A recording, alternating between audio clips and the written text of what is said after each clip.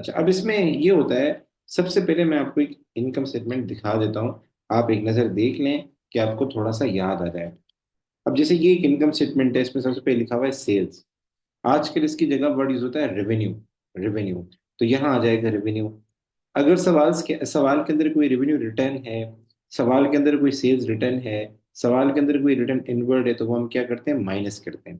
ये मैं निशान नहीं लगाया, ये यहाँ पे क्या होगा सर, माइनस हो जाएगा, माइनस हो जाएगा। और माइनस करके हमारे पास जो फाइनल आंसर आएगा, उसको हम बोलते हैं नेट रेवेन्यू। ठीक है, ये शुरू शुरू में आपने बनाया था। इनकम स्टेटमेंट जो हमारे पास बनती है, या statement of profit and loss जो बनती है, वो दो कॉलम बनती है। ये पहला कॉलम है, ये दूसरा कॉलम है। इसको हम बोलते हैं वर्किंग कॉलम, और इसको हम बोलते हैं, क्या नाम है, टोटल कॉलम। सही। इसके बाद हमारे पास आता है cost of sales. Cost of sales किसे कहते हैं, ये जो माल आपने बेचा था, इसकी कॉस्ट क्या थी। तो मैं एक ओवरव्यू दे रहा हूँ, आप लोगों ने ये पढ़ा हुआ है। इसमें ओपनिंग इन्वेंट्री आती है, ट्रायल बैलेंस में गिवन होती है, परचेज आता है, कैरेज इनवर्ट आता है। परचेज रिटर्न माइनस होगा, ठीक है, ये रेड कलर से लिखा हुआ है, तो ये बेसिकली माइनस होता है। इसके बाद आता है क्लोजिंग इन्वेंट्री, ये भी आपका माइनस होता है। और इनका जो फाइनल आंसर होता है वो कहलाता है cost of sales. Cost of sales को और रेवेन्यू को जब आप एडजस्ट करते हैं, तो आपके पास क्या आता है, ग्रॉस प्रॉफिट आता है। इसके बाद फिर हम क्या करते हैं, इनकम लिखते हैं। तो सवाल में इनकम के बारे में कैसे पता चलेगा, अगर ट्रायल बैलेंस दिया हो, तो हमें कैसे पता चलेगा ये इनकम है या नहीं है। ट्रायल बैलेंस में आपको कैसे आइडिया होगा ये हमारे लिए इनकम है या नहीं है। जी बेटा, आप लोगों से मुखातिब हूँ। How you will know in trial balance की whether it is our income और नॉट।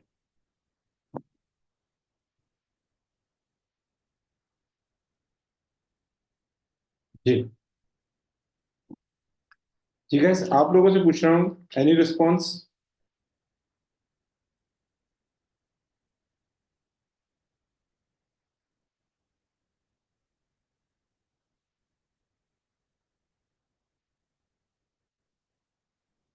जी।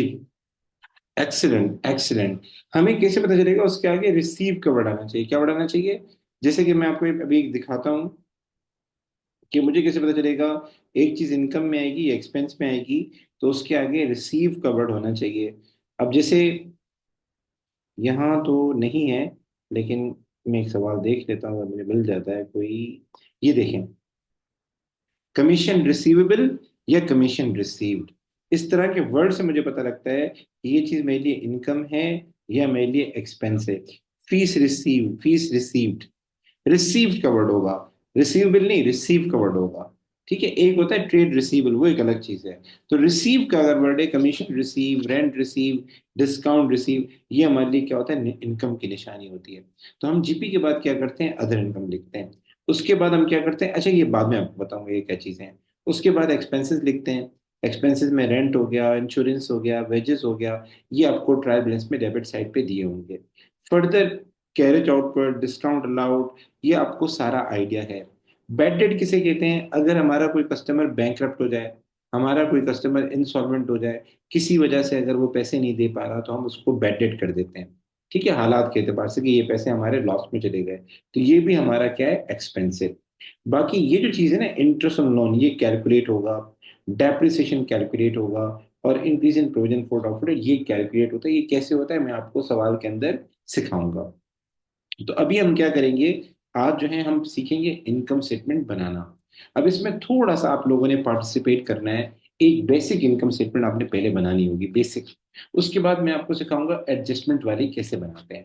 तो आर यू रेडी गाइस। अगर ये एक बार देख लें, क्योंकि एक बेसिक इनकम स्टेटमेंट आपने बनानी होगी। सबसे पहले आपने जीपी निकाल के मुझे बताना होगा सर जीपी कितना आया।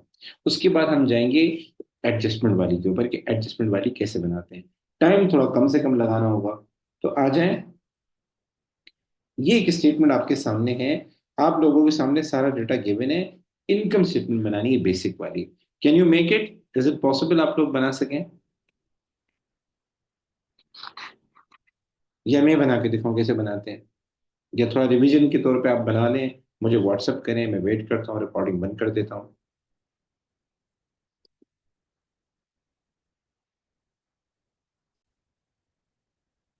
अच्छा बेटा, अब देखें, अब हमारे पास तीन, अब हम सीखेंगे वो फाइनेंशियल स्टेटमेंट्स जो कि एडवांस लेवल की हैं। एडवांस लेवल में क्या होता है, कि हम इसी तरीके से बनाते हैं, जिस तरीके से ये बनी हुई ऐसे ही बनाते हैं। बस वैल्यूज रिवाइज हो जाती हैं। वैल्यूज क्या हो जाती हैं? रिवाइज हो जाती हैं।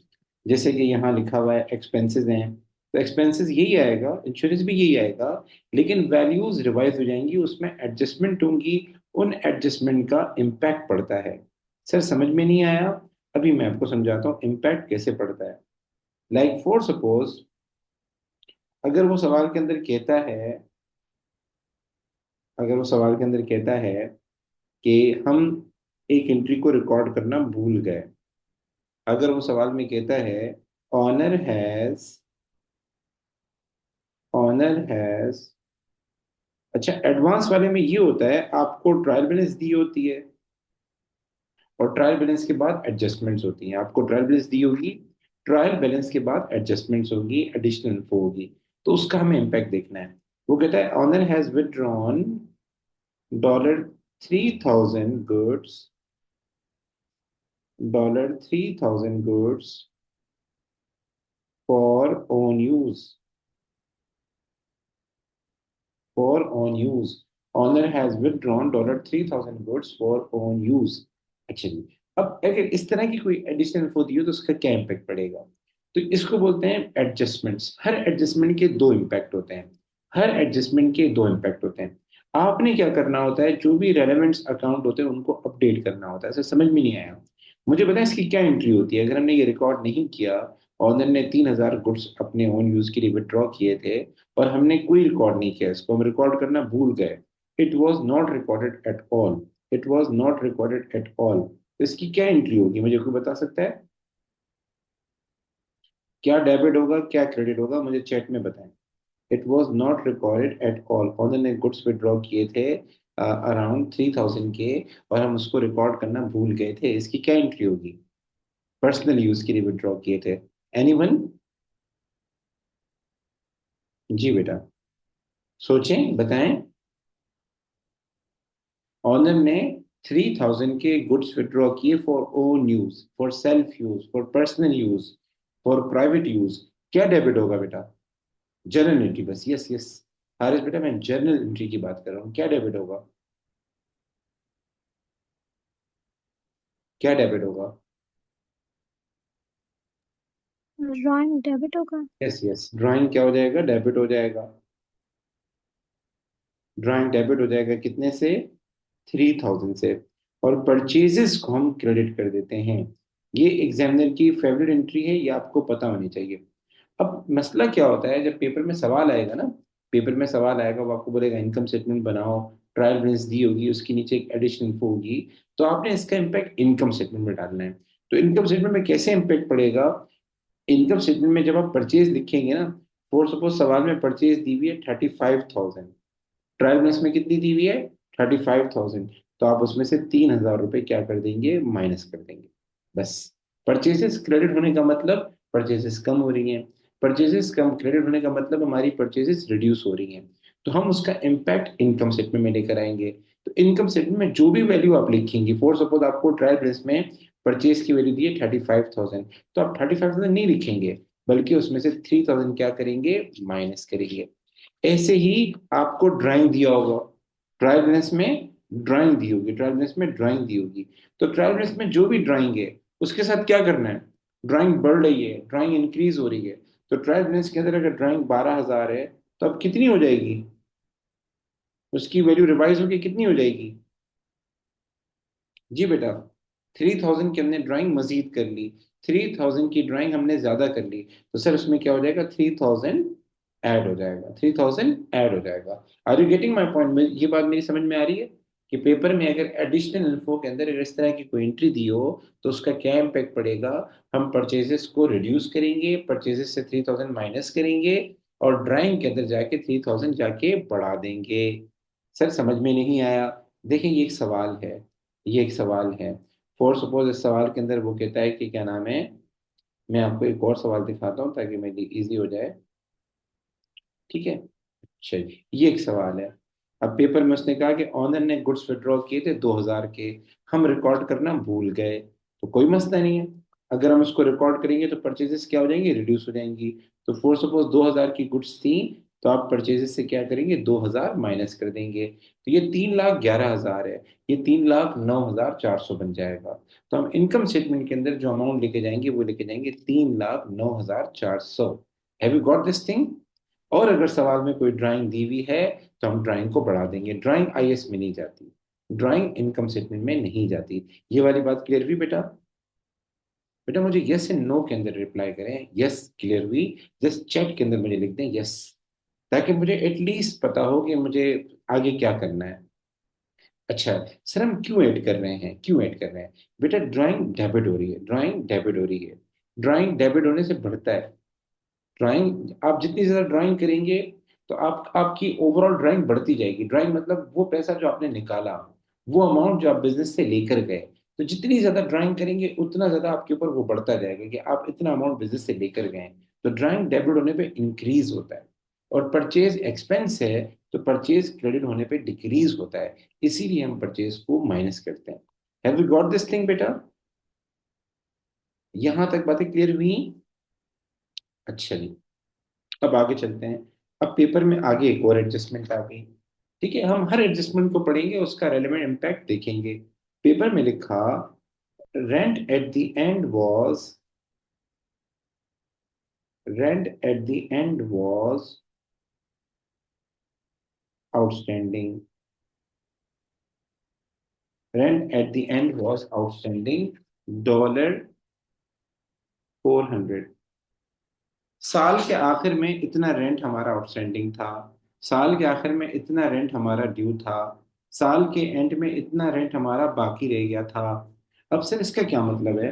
आपको सवाल में रेंट दिया होगा, आपको ट्रायल बैलेंस में रेंट दिया होगा। फॉर सपोज ट्रायल बैलेंस में रेंट आ रहा होगा 5,000। ठीक है, ट्रायल बैलेंस में गिवन होगा। जी जी, जी जी जी जी। अगर परचेज डेबिट होता तो मैं परचेज में जाके अमाउंट ऐड करता। ठीक है, और ड्राइंग में अगर क्रेडिट होता तो फिर ड्राइंग से माइनस करता। ड्राइंग ज्यादा डेबिट होती है, क्रेडिट नहीं होती बेटा।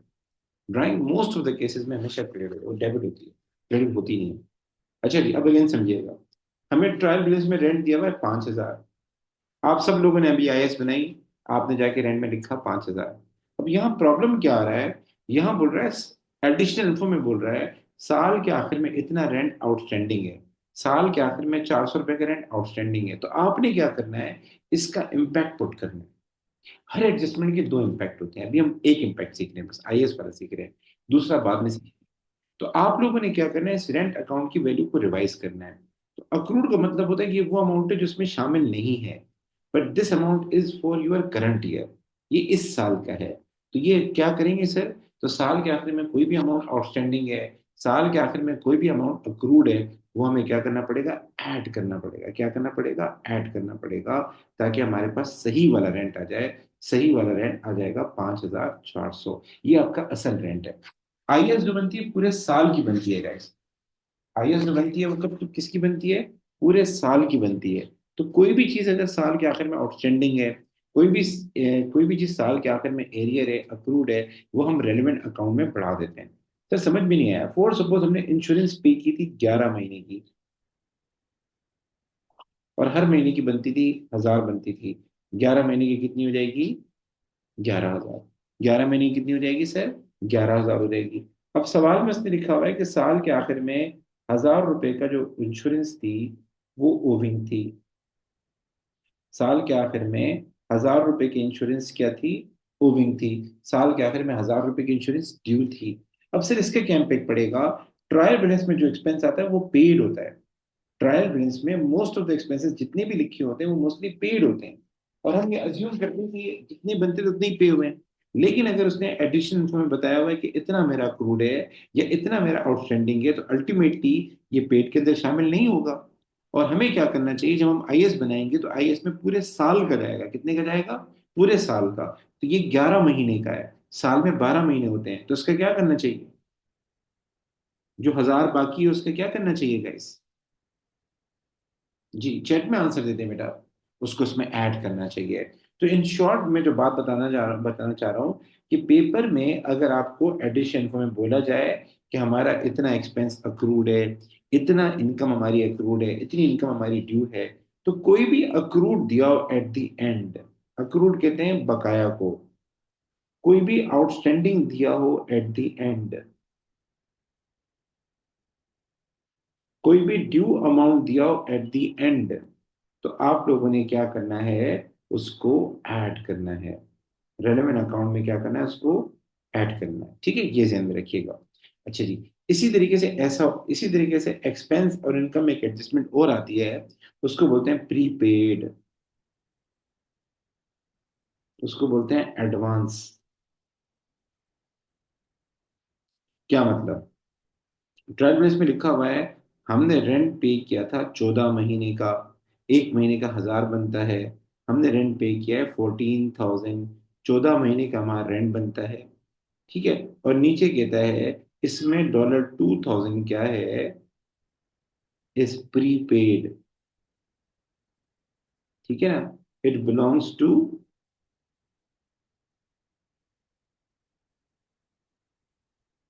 Next year. ठीक है, मैं अगेन रिपीट कर दूं, वो सवाल में आपको बोलता है कि हमने जो रेंट पे किया वो क्या है 14,000, और इस 14,000 में 2,000 क्या है प्रीपेड, मतलब ये शामिल है इसके अंदर। प्रीपेड क्या होता है, वो पेड में शामिल होता है, वो पेड में शामिल होता है, लेकिन उसका ताल्लुक इस साल से नहीं है। देखिए आईएएस जो बनती है ना, उसका एक डेट होती है। आईएएस में आपको जरा दिखाता हूँ, आईएएस एक पर्टिकुलर डेट पे बनती है, क्या लिखा हुआ है, 29 फरवरी, एक पर्टिकुलर डेट पे बनती है। एक इसका बिगिनिंग डेट होती है, एक उसकी एंडिंग डेट होती है, यानी पूरे 12 महीने की होती है। अब ये जो आपको सवाल में बताया हुआ है कि 2000 प्रीपेड, इसका तो अगले साल से, इस साल से नहीं है। तो हम क्या करें, इसको प्लस नहीं करेंगे, तो ऑलरेडी शामिल है इसके अंदर, हमें इसको हटाना होगा, हमें इसको माइनस करना होगा। तो सवाल के अंदर कोई भी प्रीपेड दिया हो तो आपने क्या करना है, जो भी रेलेवेंट हेड है, एक्सपेंस का है या इनकम का है, आपने उसमें से जाके क्या करना है, उसको माइनस कर देना है, उसको माइनस कर देना है। यहां तक बातें क्लियर है कि अगर कोई अक्रूड दिया उसको ऐड करना है, और कोई प्रीपेड है उसको माइनस करना है। अब इसमें मसला मसला क्या आता है, मसला आता क्या आता है, आप जरा देखते जाइएगा। मसला ये आता है कि उसने सवाल में ट्रायल बैलेंस में रेंट दिया आपको, ठीक है, और ट्रायल बैलेंस है as eight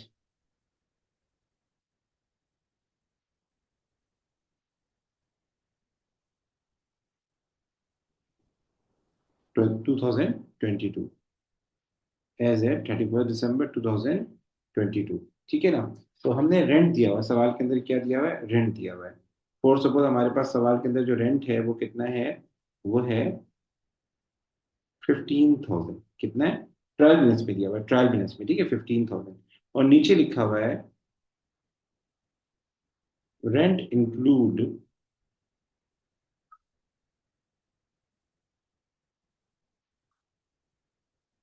a payment of rent include a payment of $5,000 for 5 months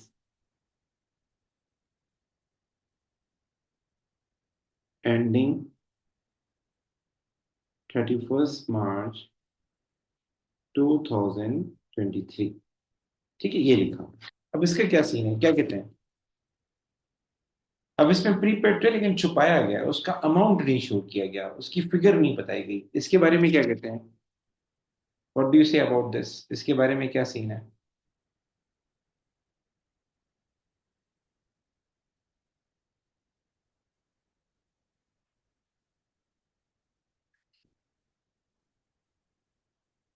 ठीक है, अब इसमें देखें, इसमें कह रहा है rent include a payment of 5,000, एक 5,000 की पेमेंट है, और वो 5 मंथ्स की है, और वो 5 मंथ्स कब पूरे होंगे, 31 मार्च 2023। अब ये प्रीपेड तो है लेकिन ये सारा नहीं है। सर हाउ, आप कैसे कहते हैं सारा नहीं, देखें, हमारा जो ट्रायल बैलेंस का एंडिंग डेट है वो ये है, यही हमारा इनकम स्टेटमेंट की एंडिंग डेट भी यही होती है। जो ट्रायल बैलेंस की होती है वो इनकम स्टेटमेंट की होती है, ये हमारी एंडिंग डेट है। ये हमारी क्या है, मेन, यानी कह रहे हैं कट ऑफ डेट है, 31 दिसंबर 2022। प्रीपेड क्या होता है, जो इसके बाद वाले महीनों में फॉल करता है। प्रीपेड किसे कहते हैं, जो इसके बाद वाले महीनों में फॉल करता हो, कोई भी ऐसा एक्सपेंस जिसका बेनिफिट बाद में मिलना है, ईयर एंड के बाद मिलना है, वो प्रीपेड। तो ये हमारा साल कब एंड हो रहा है, ये जो हमने पेमेंट की है, इसका टाइम कब एंड हो रहा है, मार्च में। तो हमें देखने हैं वो कितने महीने हैं जो दिसंबर के बाद हैं, कोई बता सकता है? इस 31 मार्च 2023 तक कितने महीने ऐसे हैं जो 31 दिसंबर 2022 के बाद आते हैं, जो इस डेट के बाद आते हैं, 31 दिसंबर के बाद आते हैं, वो महीने कितने होंगे? सर उसमें एक महीना जनवरी 2023 हो जाएगा, दूसरा फरवरी 2023 हो जाएगा, तीसरा मार्च 2023 हो जाएगा। इसका मतलब 3 महीने ऐसे हैं, 3 महीने ऐसे हैं जो हमारे एडिशनल हो रहे हैं, 3 महीने ऐसे हैं जो हमारे एक्स्ट्रा हो रहे हैं। तो प्रीपेड सारा नहीं है 5,000, 5,000 तो 5 महीने का है, 5,000 तो 5 महीने का है, इसमें 3 महीने एक्स्ट्रा हो रहे हैं। सर कैसे लगाया आपने? इन दोनों का डिफरेंस, इन दोनों का डिफरेंस। तो आपने करना क्या है, मैंने एक फॉर्मूला सिखाया था, payment multiply by extra divide by total. ये प्रीपेड फाइंड करने के लिए एक तरीका कार होता है। अगर प्रीपेड जो है मिक्सअप हो, पार्शियल हो, तो आपने पेमेंट की है 5,000 की, मैं लिखूंगा 5,000 इन टू एक्स्ट्रा महीने कितने हो रहे हैं sir?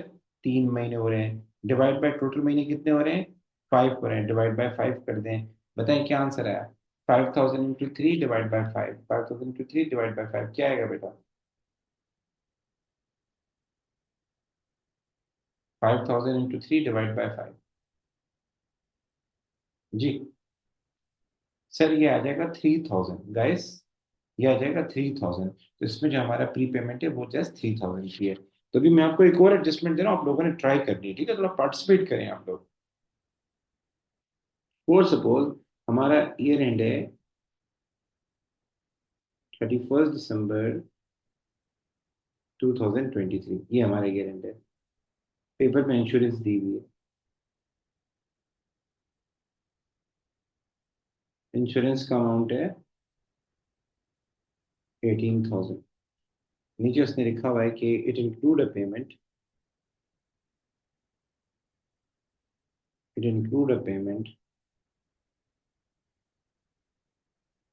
Of 3 month $6,000 for a period ending 31 जनवरी 2024। ठीक है, क्या करेंगे मुझे बताएं? जी जी हारिस बेटा आप क्वेश्चन पूछें, जी हारिस बताएं। हारिस यू कैन आस्क, जी पूछें।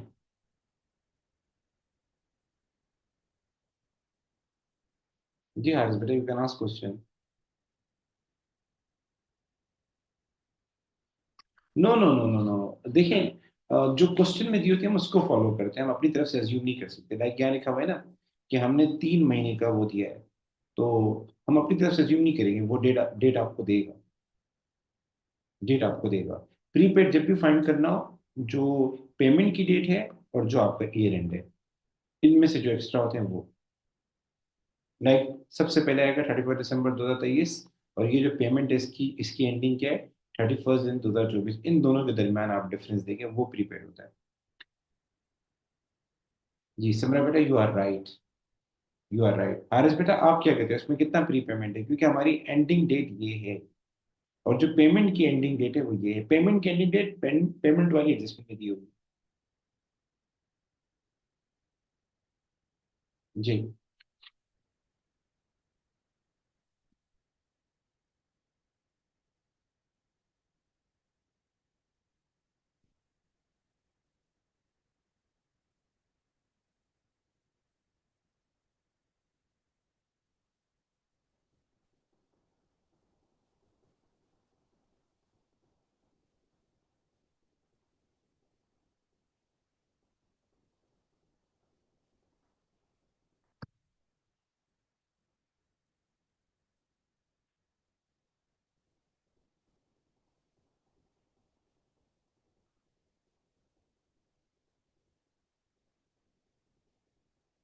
शाबाश बेटा, शाबाश बेटा, शाबाश बेटा। हम लोग क्या करेंगे, हम लोग देंगे 18,000, सॉरी 18,000 नहीं लेंगे, हमने जो पेमेंट दी है वो लेंगे। वो कितनी है? 6,000 है, तो हम लेंगे 6,000। ओके, हम लेंगे 6,000 और उसको मल्टीप्लाई करेंगे सर। मल्टीप्लाई किससे करेंगे? हमारे पास एक महीने का डिफरेंस है, तो वन वन मंथ लेंगे और डिवाइड कर देंगे उसको 3 से, तो ये आ जाएगा 2,000। कितना आ जाएगा? 2,000। ये 2,000 फिर आपस में से क्या करेंगे? माइनस करेंगे। यहां तक बातें क्लियर हो गई? यहां तक बातें क्लियर हो गई? ठीक है। अच्छा जी। अभी ऐसा करता हूँ, मैं आपको एक सवाल करवाता हूँ, फिर हम आगे चलते हैं। एक अच्छा सवाल कराता हूँ ताकि आपकी थोड़ी सी प्रैक्टिस हो जाए। दुआ करें क्वेश्चन मुझे मिल जाए इजी वाला। हाँ, एक ही वाला आसान लग रहा है question मुझे। ठीक है। पर इसमें वो आ रहा है ना। चलो, ये क्वेश्चन आसान है। अच्छा, ये फाइल मैं आपको ग्रुप में भेज रहा हूँ, ठीक है बेटा, टेंशन नहीं लें। अब ये क्वेश्चन है, हम इसको ट्राई करते हैं, ये आपने करना भी है, ठीक है। अच्छा, सबसे पहले हम इसको शुरू से पढ़ते हैं। परचेजेस आईएस में आएगा नहीं आएगा? यस आएगा। आईएस का पार्ट बनेगा, यस। सर इसके बाद रेवेन्यू आईएस में आएगा नहीं आएगा? यस, ये भी आईएस में आएगा, रेवेन्यू जो है।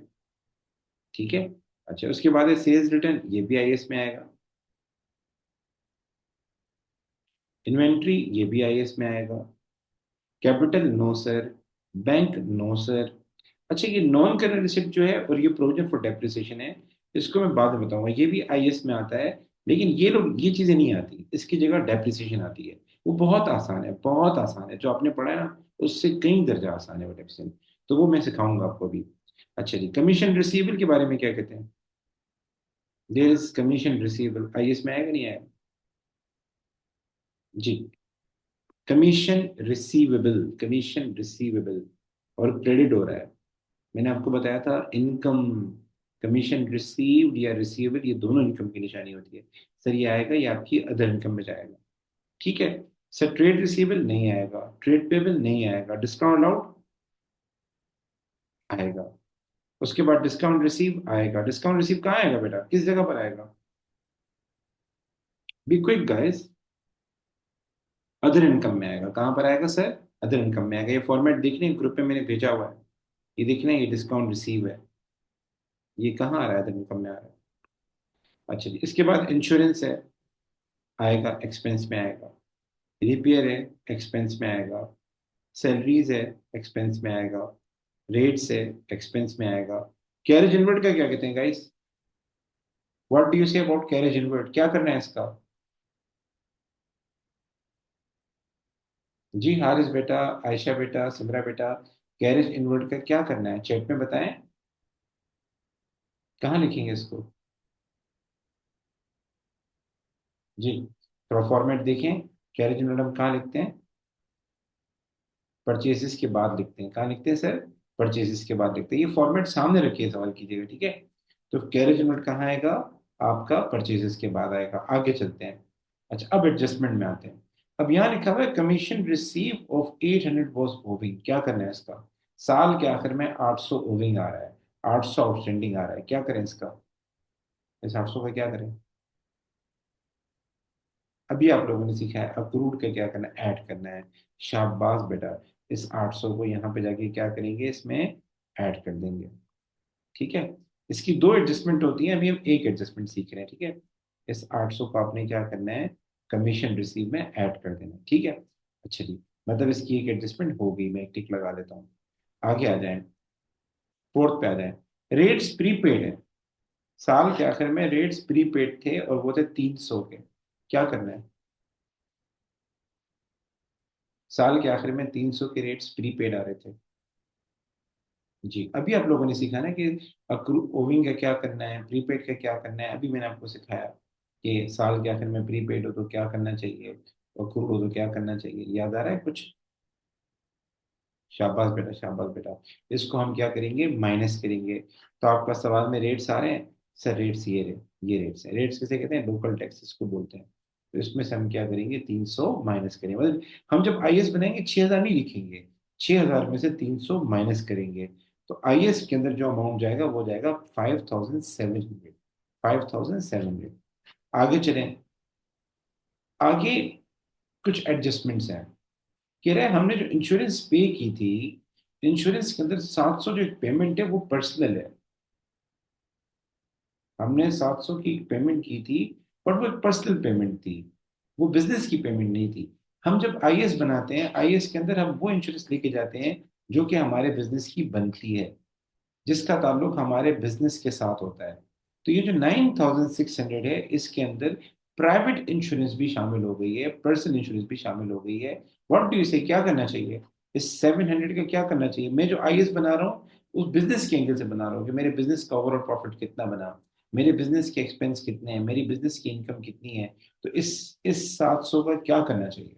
जनरल क्वेश्चन को, एक्सीलेंट बेटा, इसको माइनस करना चाहिए। क्यों? क्योंकि इसका ताल्लुक मेरे बिजनेस से नहीं है। अच्छा, कभी कभार क्या होता है, हम दो एडजस्टमेंट यहाँ कर सकते हैं। दो एडजस्टमेंट से मुराद, हर ट्रांजेक्शन के दो इम्पैक्ट हैं, हर ट्रांजेक्शन के दो इम्पैक्ट हैं। दूसरी एडजस्टमेंट इसकी ड्राइंग में होगी। अगर सवाल के अंदर ड्राइंग आ रहा है तो उसको हम ड्राइंग में ऐड कर देंगे। तो यहाँ ड्राइंग में है नहीं, जहन में रखिएगा, ठीक है? चलिए, अब इस पे आते हैं, जरा थर्ड पे आते हैं। थर्ड पे आते हैं, ठीक है? अभी हम आईएएस बनाने सीखे हैं, इसमें आगे एसएसपी भी है। थर्ड में कह रहा है, हमने जो सैलरीज पे की हैं, सैलरीज यहाँ है, देखिए कितनी है सैलरीज, 53,900, ये जो सैलरी है। बोले the balance shown for salaries cover the 11 month to 31 July. ये जो बैलेंस आ रहा है ये 11 मंथ्स का। ये सैलरी कितने महीने की है? 11 मंथ की है। हमारा साल कब एंड हो रहा है? 31 अगस्त। और ये जो पेमेंट है ये कितने महीने की? 11 मंथ्स की है। और वो कब एंड हो रहे हैं? जुलाई में, यानी अगस्त की पेमेंट अभी रहती है। अगस्त क्या है? आउटस्टैंडिंग है। अच्छा जी, salaries for August are due and unpaid, और सही है, अगस्त की ड्यू और अनपेड है। There have been no salary increase over the previous 12 months and an equal amount is paid each month. हम equal amount of salary दे रहे होते हैं। इक्वल अमाउंट, जैसे हर महीने अगर मैं 1000 पे कर रहा हूँ तो अगले महीने भी 1000, अगले महीने भी 1000, तो 11 महीने के कितने बन गए? 11,000। तो एक महीने का अमाउंट ड्यू है, तो उस एक महीने का अमाउंट कितना होगा? अगर ये सैलरी 11 महीने की है तो 12 महीने की कितनी बनेगी? या अगर ये 11 महीने की तो एक महीने की कितनी है? तो बंदा फाइंड करके बता सकता है मुझे? इसमें ड्यू है लेकिन छुपाया गया है, तो ड्यू आपने बताना है।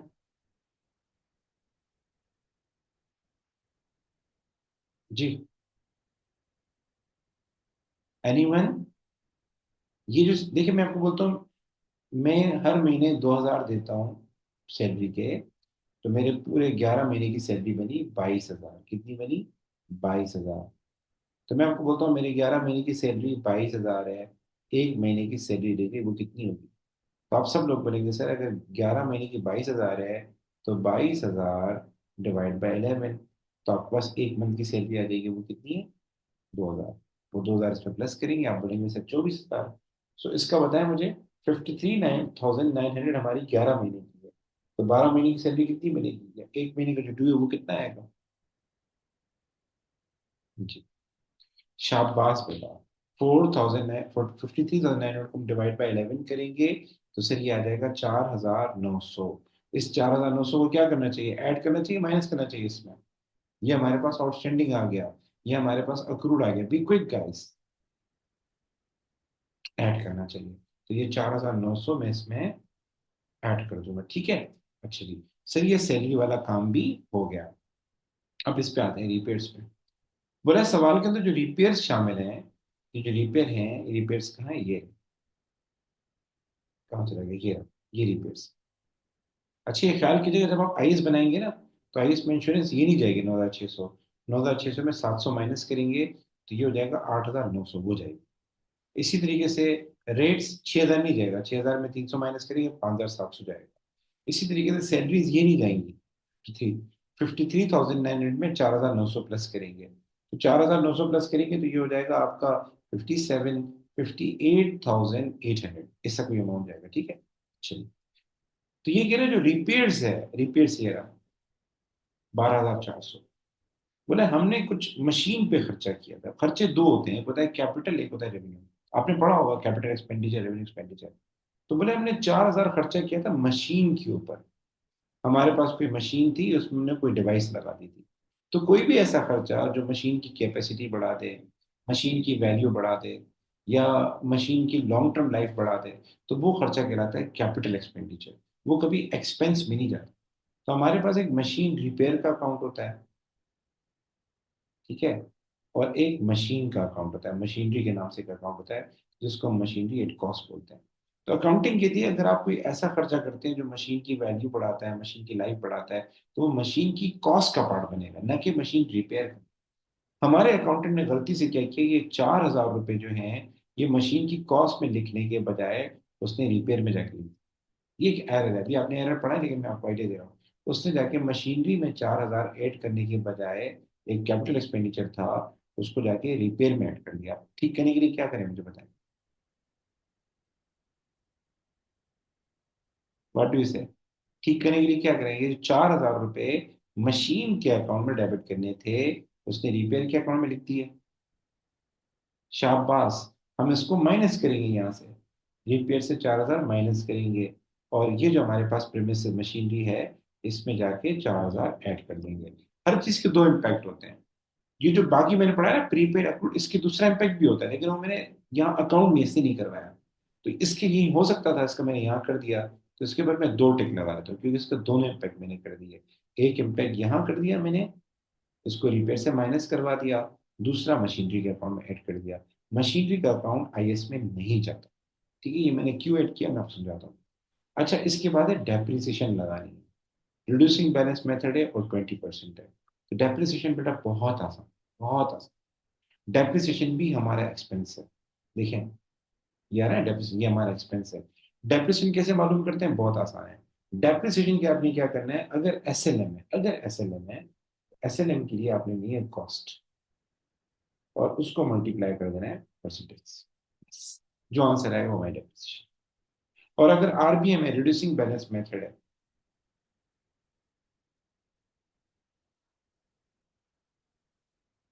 तो आपने क्या करना है, कॉस्ट भी लेनी है, और कॉस्ट के साथ होगा प्रोविजन फॉर डेप्रिसिएशन। क्या होगा सर?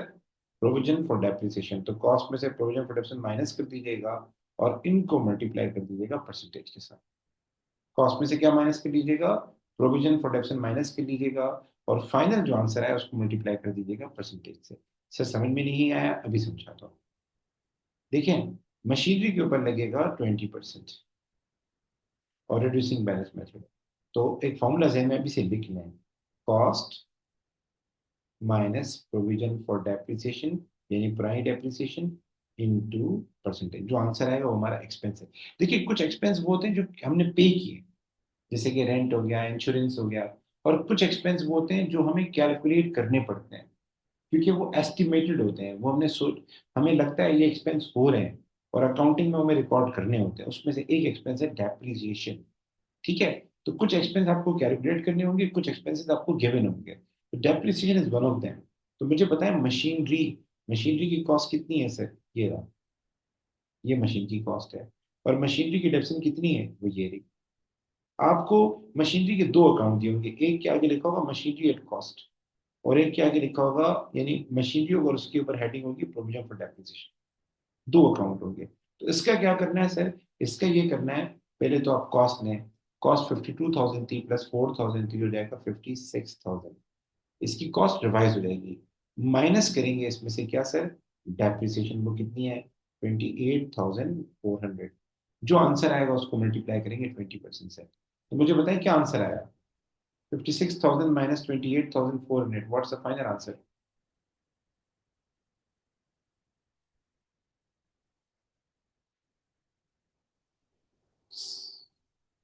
जी, जी बेटा बताएं जल्दी से। 56,000 minus 28,400, what's the final answer? Sir ये आ जाएगा 27,800। इसको मल्टीप्लाई करें 20% से, जो आंसर आएगा ये हमारे पास डेप्रिसिएशन होगी। तो इस सवाल की आप लोग पिक ले लें, पहले तो इसकी पिक लें। एक मिनट, ये आपने घर जाके करना है, पहले इसकी पिक लें। ले ली बेटा? स्क्रीनशॉट ले लिया आप लोगों ने? स्क्रीनशॉट ले लिया बेटा? अच्छा, अब इसकी आप पिक लें। आप लोगों ने इसकी आईएस बनानी है आज जाके। ठीक है? आपने इसकी इनकम स्टेटमेंट बनानी है, और मुझे भेजनी है, अभी भेजनी है बेटा, अगर पॉसिबल हो, आपके पास टाइम हो, तो अभी के अभी बनाए और मुझे भेजिए। ठीक है? ओके गाइस, आज के लिए इतना ही है। कल आप लोगों का टेस्ट है। पेटी कैश बुक आएगा, trade receivable, trade payable account आएगा। अब मैंने सोचा मैं हर थर्सडे को आप लोगों का टेस्ट रखूँ, हर थर्सडे को लाजमी टेस्ट रखूँ, कुछ भी हो जाए, ताकि पढ़ाई आप लोग अच्छी कर सकें। ठीक है? अल्लाह हाफिज बेटा। Any question?